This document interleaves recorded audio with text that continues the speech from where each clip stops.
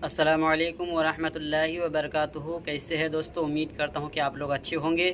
तो आप लोग स्क्रीन पर ये वीडियो आप लोग देख सकते हैं कि ये जो मौलाना साहब बयान दे रहे हैं, अभी जो माहौल चल रहा है पूरे मुल्क हिंदुस्तान में कि अजमेर शरीफ, हिंदुओं ने जो दावा किया है अजमेर शरीफ के नीचे वहाँ पर शिव मंदिर है, पहले शिव मंदिर हुआ करता था, अभी मुसलमानों ने कब्ज़ा करके उसे मज़ार बना दिया है। उसी की बारे में मुफ्ती साहब और उलमाए किराम ने क्या बेहतरीन अंदाज में जवाब दिया है। आप इस वीडियो को पूरा आखिर तक देखिएगा और एक लाइक कर दीजिएगा। चलिए वीडियो को दिखाते हैं। जो बादशाह के ऊंट को बैठाने वाला अब इनकी शरारत पे कैसे पहरा लगता है, मुझे यकीन हासिल है अब हिंदुस्तान का 40 करोड़ मुसलमान अब गरीब नवाज की करामत देखने के लिए मुंतजिर है कि हिंदुस्तान का राजा अपनी करामत दिखाएगा। अब मुझे लग रहा है इनकी शरारत जब बढ़ रही है, इनकी शरारत खूब आगे बढ़ रही है, तो अब जब बंदरों को, गीदड़ों को मौत आती है तो शहर की तरफ रुख करता है। छोटी छोटी बातें तो बोलता था, हम नजरअंदाज करते थे, अब बड़े शहंशाह की बारगाह में पहुंच गया है, वहां छेड़खानी कर रहा है। अब बस करीब है वह वक्त जब गरीब नवाज का जलाल रंग लाएगा, और जब वह जलाल रंग लाएगा इनका सारा गुरूर चकनाचूर होगा और मुस्तफा के गुलामों को अल्लाह इज्जतों से मालामाल बनाएगा। अजमेर की सरजमीन पर इन बदफिक्रों ने इन हिंदुस्तान के अमन और हिंदुस्तान के भाईचारे को तबाह करने वाले आरएसएस की नाजायज औलाद ने सरकार गरीब नवाज की अजमत के गुंबदों मीनार को तोड़ने की जो बेहुदा सोचे पाल रखी है, पहले यहाँ पर क्लियर कर दूं कि मैं आरएसएस और नागपुर के कोठे से बेहुदगी की दौलत लेकर निकलने वालों, तुमने इस वक्त गलत जगह पे हाथ डाल दिया है। तुम्हें मालूम नहीं है कि संभल लुटता है, बात मेरी होती है, सब्र करते हैं। बहराइच में आग तुम लगाते हो, सब्र हम करते हैं। भागलपुर की जमीन पर इस्लाम के बेटों की गर्दनों से खेतियां की जाती है, हम सब्र करते हैं। मगर याद रखना, गरीब नवाज के गुंबद की तरफ तुमने निगाह बद की तो फैसला मदीने वाले मुस्तफा की तरफ से होगा, फैसला हबीब खुदा की तरफ से होगा। इसलिए कि जो मेरा राजा भारत का खाजा अजमेर की सरजमीन पर आया है, वो कोई लश्कर लेकर नहीं आया है, वो कोई तेग लेकर नहीं आया है, वो कोई भाला लेकर नहीं आया है, वो कोई लश्कर लेकर नहीं आया है, बल्कि हिंदुस्तान में जब मेरा गरीब नवाज राजपूताना के मरकज अजमेर पे कदम रखता है तो आने वाला अताए रसूल होता है, भेजने वाला मदीने का रसूल होता है। तो ख्वाजा साहब से जाकर के मुरीद ने कहा, हुजूर पानी पे पाबंदी।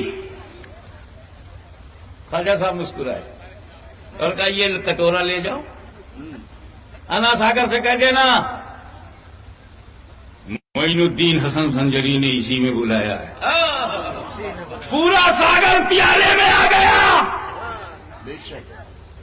यहां सवाल करने वाले ने सवाल किया कि ख्वाजा गरीब नवाज एक प्याले में अना सागर को खींच सकते हैं, तो उनके दादा इमाम हुसैन ने दरिया फरात को अपने खेमे में क्यों नहीं खींच लिया?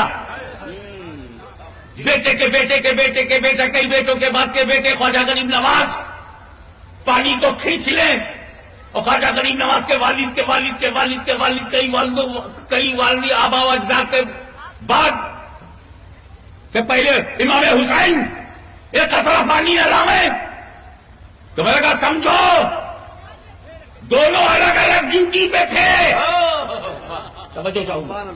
गरीब नवाज की ड्यूटी और थी, इमाम हुसैन की ड्यूटी और।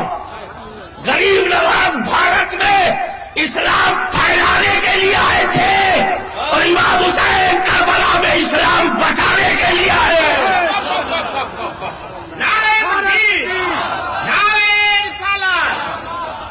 इमाम हुसैन ने इस्लाम को बचाया, उसी बचे इस्लाम को गरीब नवाज ने फैलाया। अब सुनो, फैलाने के लिए करामत चाहिए, बचाने के लिए इस्तिकामत चाहिए। और अल इस्तिकामत फौकल करामा, करामत पर इस्तिकामत भारी है, जैसे गरीब नवाज पर इमाम हुसैन भारी है। आज 800 साल से ज्यादा का अरसा हो गया उस गरीब नवाज को हिंदुस्तान में आए हुए, लेकिन उनके आने की शान क्या थी? वो बहुत बड़ी फौज लेकर नहीं आए थे, 8 फकीरों की जमात में आए थे। जब शिहाबुद्दीन गौरी शिकस्त खाकर जा रहा था, उस वक्त गरीब नवाज से उसके किसी फौजी ने पूछा था, बाबा किधर जा रहे हो? गरीब नवाज ने कहा था, हिंदुस्तान फतह करने जा रहा हूं। सिपाही ने कहा, हमारी बहुत बड़ी फौज आई थी बादशाह के साथ, हाथी घोड़े लश्कर साजो सामान, हम यहाँ के राजे महाराजाओं से शिकस्त खाकर जा रहे हैं, और तुम गुदड़ी पहने हुए 4-5 लोगों की जमात, 8 लोगों की जमात हिंदुस्तान फतह की बात करते हो, ये कोई मजाक नहीं है। गरीब नवाज ने कहा, नादान, फर्क इतना ही है कि तुम अपने हथियारों के भरोसे आए थे और मोइनुद्दीन अल्लाह उसके रसूल के भरोसे पर है। पृथ्वीराज महाराजों से ढोल बजवाता हुआ और एक खूबसूरत लड़की लेकर के चला अना सागर के किनारे। अना सागर के किनारे अजमेर का एक बुत था। उस बुत की खुसूसियत ये थी कि वो बोलने वाला था। सोचो, जो बुत बोलता हो उस पर लोग कितना पुख्ता यकीन रखते होंगे। उसी बुत का नाम सादी देव था। वो जिन्नात था दरअसल, और वो बहुत ऊंचा तिरंगा खड़ा रहता था। अजमेर वाले जब तंग आ जाते, किसी दुश्मन से वो मुकाबला नहीं कर पाते, तो वो यूं करते कि एक खूबसूरत कंवारी लड़की उसके कदमों में ज़िबा करते, बलि चढ़ाते और उसको खिलाते।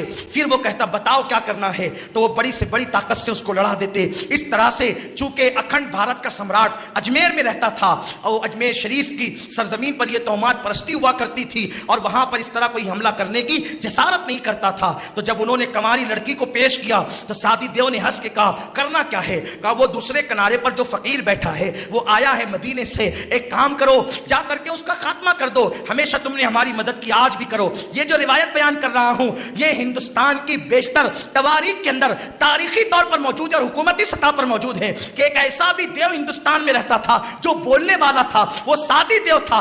जब वो एक कदम में अना सागर के उस पार पहुंचा तो मेरे ख्वाजा के सामने खड़े होकर कहता है, मोइनुद्दीन, अजमेर खाली कर, वरना मरने के लिए तैयार हो। तो देखो मोमिन का नजरिया क्या होता है। गरीब नवाज ने उससे कहा, मौत और जिंदगी मेरे अल्लाह की तरफ से है। अगर उसने मेरी मौत लिख दी है तो चूंटी के काटने से भी मर जाऊंगा, और अगर उसने मेरी मौत लिखी हुई है तो तू मेरा कुछ नहीं कर सकता। ये मोमिनाना अल्फाज है। ये उसने जब कहा, अजमेर छोड़ दे मोइनुद्दीन, वरना मरने के लिए तैयार हो जा, फरमाया कि जिंदगी और मौत का मालिक मेरा अल्लाह है। अगर मौत लिखी है तो आएगी और नहीं लिखी है तो तू कुछ नहीं कर सकता। उसने कहा, मैं तुम्हें चुटकियों में मसल दूंगा। मेरे ख्वाजा ने कहा, लड़ना हमारा मिजाज नहीं है, लेकिन लड़ने पे आते तो छोड़ते भी नहीं ना। गरीब नवाज करबला वाले का शहजादा, वहां कौन टिक सकता है?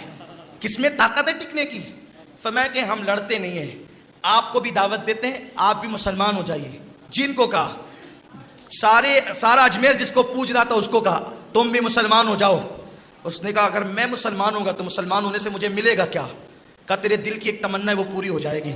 मेरा ख्वाजा ये भी जानता है जिन के दिल में क्या तमन्ना है, उसके सीने में क्या तमन्ना है। अरे जो देव के सीने के अंदर के राज जानता है वो गुलामों के राजों को नहीं जानेगा। इसीलिए तो ख्वाजा हिंद वो दरबार है, आला तेरा कभी महरूम नहीं मांगने वाला तेरा। लोग हैरान है, वहां जाने से मिलता क्या है? जरा अकीदा लेके जाकर तो देख। हमें पता है क्या मिलता है, लेने वालों को पता है क्या मिलता है। झोलियां भर गई सबको के मायूस तेरे दर से सवाल ही न गया, झोलियां भर गई सबकी कोई खाली न गया। कोई जाके देखो तो ये कहानी किससे नहीं है, ये हकीकत है। आज भी कोई दिल लेकर के जाए साहिब दिल, अपनी निगाहों से नजारा देख लेगा। अगर तू भी मुसलमान हो जा, तेरी तमन्ना है ना वो पूरी हो जाएगी तमन्ना। उस जिन ने कहा, मेरी क्या तमन्ना हो सकती है? फरमाया, बता दूं? कहा, बताइए। कहा, पूरा दिन लोग तुझे पूछते हैं, तेरे आगे घी जलाते हैं, और रात को क्या तू रोता नहीं है? अजमेर के फुला देहात में जाकर के उसकी गर्दन झुक गई। कहा, तेरी एक माशुका है, अजमेर के गिरदो नवाह में एक बुत खाना है, वहां संगमरमर की एक औरत की मूर्ति है। उस मूर्ति पर तेरा दिल आ गया, तू उससे प्यार करता है, और तू उसका हाथ पकड़ पकड़ के कहता है, बोल ना, मुझसे बात तो कर, मुझसे बात तो कर, और मेरी महबूबा मुझसे बात तो कर। वो तुझसे बात नहीं करती ना, यही तेरे दिल की तमन्ना है ना। तू जिस दिन मुसलमान होगा उस दिन वो तुझसे बात करेगा। क्या बात करते हैं? कहा, वो करेगी, पढ़ कलमा। ये सारी बातें वो पीछे के लोग सुन रहे थे। उसने कलमा पढ़ा, ला इलाहा इल्लल्लाह मुहम्मदुर रसूलुल्लाह। भाइयों, ये हैं अल्लाह वाले, रूहानियत वाले, ये ईमान वाले, ये मदीने वाले, ये नजफ वाले, ये करबला वाले, ये बगदाद वाले, ये हैं जो जिन्नातों को कलमा पढ़ाते हैं। लोगों को क्या हो गया? वो कहते हैं नबी हमारी तरह। हम कहते हैं जिन्नात नजर आए तो आपका होगा क्या? और ये जिन्नातों को देखकर दीन की दावत देते हैं। कलमा पढ़ाते। इसने कलमा पढ़ा तो उन्होंने इसको गालियां देना शुरू की। इसके हाथ में जो आया उठा उठा करके फेंका। वो भागने लगे तो कुछ तो कुचल के दब करके मर गए। अब जब वो भाग गए तो उसने बड़ी लजाजत से कहा, मोइनुद्दीन आपकी बात तो मैंने सुन ली ना, कलमा पढ़ लिया ना, अब वो मुझसे बात करेगी, चलिए मेरी बात कराइए। मेरे ख्वाजा ने कहा, मैं नहीं आता, तू जा। मैं नहीं आता, तू जा। और जा करके उस मूर्ति का हाथ पकड़ना, कहा चल तुझे मोइनुद्दीन बुलाते हैं। सुभान अल्लाह, सुभान अल्लाह। चल तुझे उसने हाथ पकड़ कर, चल तुझे मोइनुद्दीन बुलाते हैं। वो सही की औरत बन करके चलने लगे। मेरे ख्वाजा के दरबार में ख्वाजा ने दोनों का निकाह कराया और फरमाया, तू आज से शादी नहीं, तू शादी है, जा शाद रहेगा, हमेशा शाद रहेगा। और मेरे ख्वाजा ने उस जिन को खिलाफत भी अता फरमाई। ये शान है अल्लाह वालों की। यूं ही पानी सूखा, 32,000 पापी उस दिन पाप से मुक्ति होने आया था। पानी सूख गया, माथा पड़ के रोने लगा, अब क्या होगा, अब क्या होगा, कहाँ नहाएंगे, स्नान कहाँ करें, मुक्ति कैसे मिली, शुद्ध कैसे होंगे, सब रोने लगे। दौड़े दौड़े दौड़े दौड़े सिपाही पहुंचा, कहा राजा जी अनर्थ हो गया, गजब हो गया। कहा हुआ क्या? कहा आपने एक बाबा पे पानी बंद किया था ना। कहा हुआ क्या? कहा आपने एक बाबा पे पानी बंद किया था, बाबा ने सब पर बंद। कहा क्या हुआ? कहा पानी सूख गया। 32,000 लोग आके स्नान के लिए तड़प रहा है, माथा पकड़ के रो रहा है। अभी तक मंदिर में घंटा नहीं बजा। रामदेव प्रसाद जो वहां के महंत पुजारी है, बार बार तुमड़ी तमला लेके बाहर अंदर हो रहे हैं, अभी तक दर्शन कोई नहीं किया है, अभी तक शंख नहीं बजा है। ए राजा कुछ तो कीजिए। पृथ्वीराज ने, तो आज तेरे इस्लाम पर कोई उंगली नहीं उठाता। ये सोच रही है ये पार्टी सब, यहाँ वहां बैठ बैठ के मुसलमान को भारत से भगा देंगे। कम नहीं हम लोग को खिताब दिया, कहीं सोशल मीडिया पे नहीं देखते दिन रात तेरे खिलाफ। तू बोल नहीं रही इसलिए दुनिया तेरे पीछे बोल रही है। जिस दिन तुम बोलना शुरू करोगे वो चुप हो जाएगी।